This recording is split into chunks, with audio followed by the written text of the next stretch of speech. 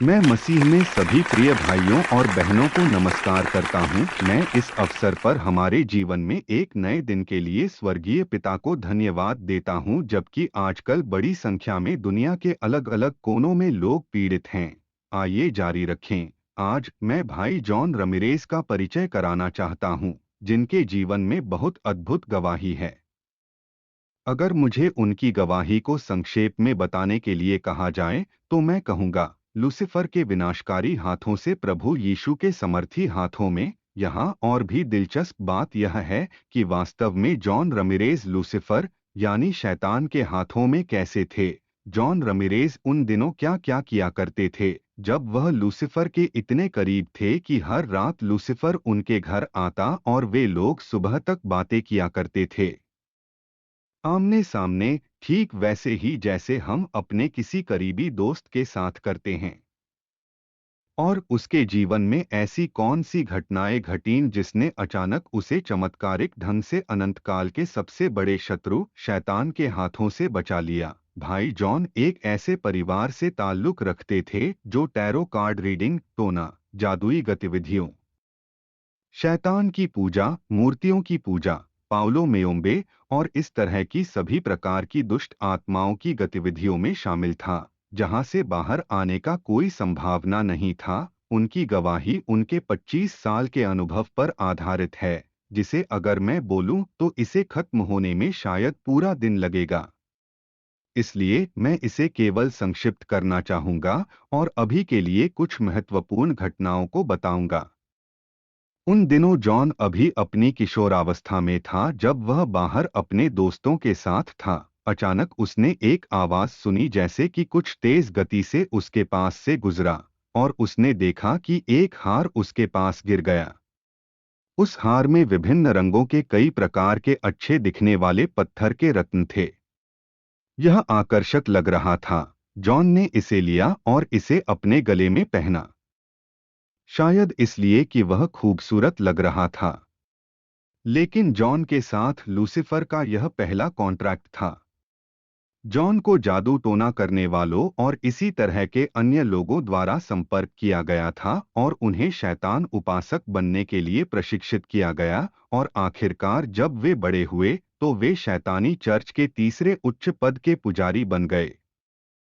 उन दिनों लूसीफर हर रात उनसे मिलने जाया करता था, कभी इंसानी रूपों में, कभी बस उसकी उपस्थिति जो कि उनके कमरे का वातावरण बदल देती थी।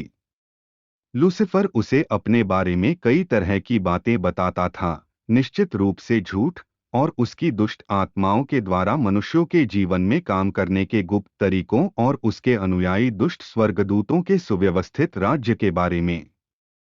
जॉन शैतानी पुजारियों में एक ऐसे उच्च पद पर था कि उसके पास भी अधिकार था, और वह पृथ्वी के विभिन्न क्षेत्रों के ऊपर शासन करने वाले उच्च पद के दुष्ट आत्माओं को यहाँ वहाँ भेजा करता था।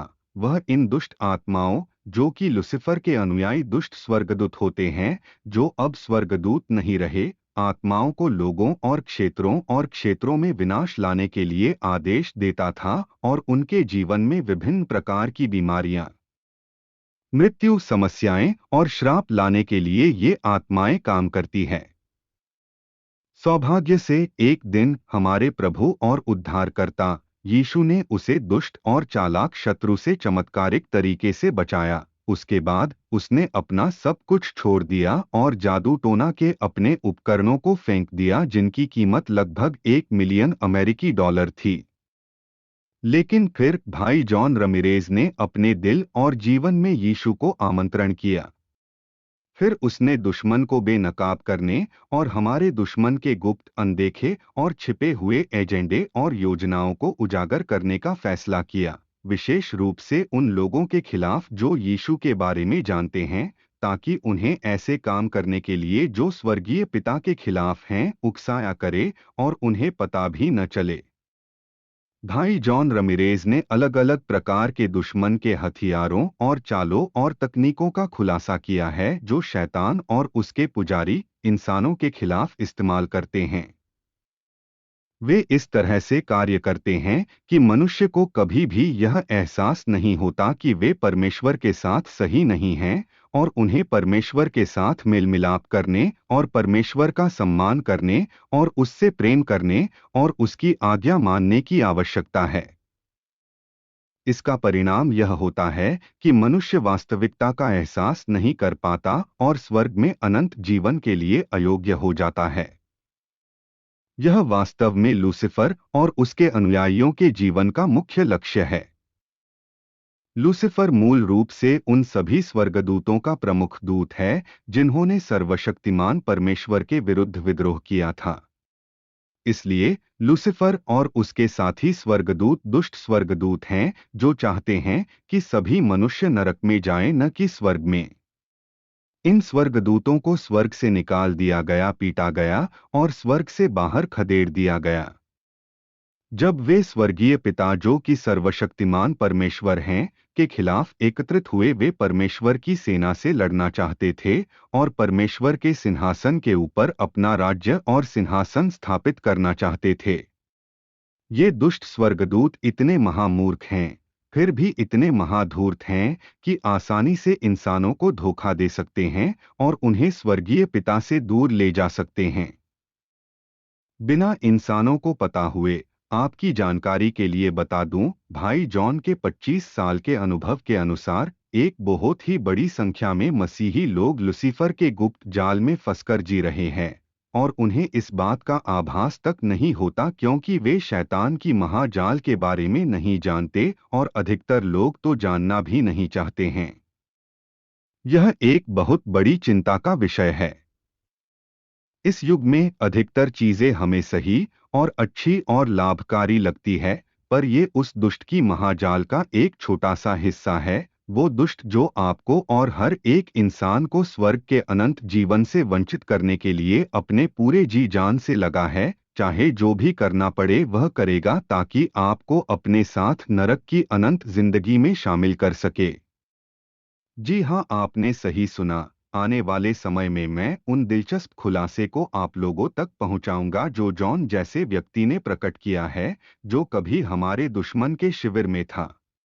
उसने मनुष्यों के विरुद्ध शैतान के मास्टर प्लान और चालाकी से गढ़े गए सभी महाजालों का खुलासा किया है और साथ ही कैसे उन पर विजय प्राप्त करें और कैसे दुष्ट और चालाक दुश्मन और उसकी सेना के खिलाफ विजयी योद्धा बने। कभी न भूलें, यदि आप एक इंसान हैं तो आप युद्ध के मैदान में एक योद्धा हैं। यह युद्ध का मैदान है पृथ्वी। यह लड़ाई शैतान, उसकी सेनाओं, हथियारों और उसके चालाकी से गढ़े गए जालों के खिलाफ है। आप एक आत्मिक युद्ध में हैं। हम इस युद्ध के बारे में गहराई से सीखते रहेंगे और कैसे हम जवान सिंह और अजगर को लताड़ेंगे, जैसा कि पवित्र शास्त्र हमें उनके बारे में बताते हैं, और एक विजयी योद्धा बन सकते हैं और आखिरकार स्वर्ग का वारिस अनंत जीवन के लिए हो सकते हैं। इन बातों के द्वारा स्वर्गीय पिता हम सभी को आशीष दे।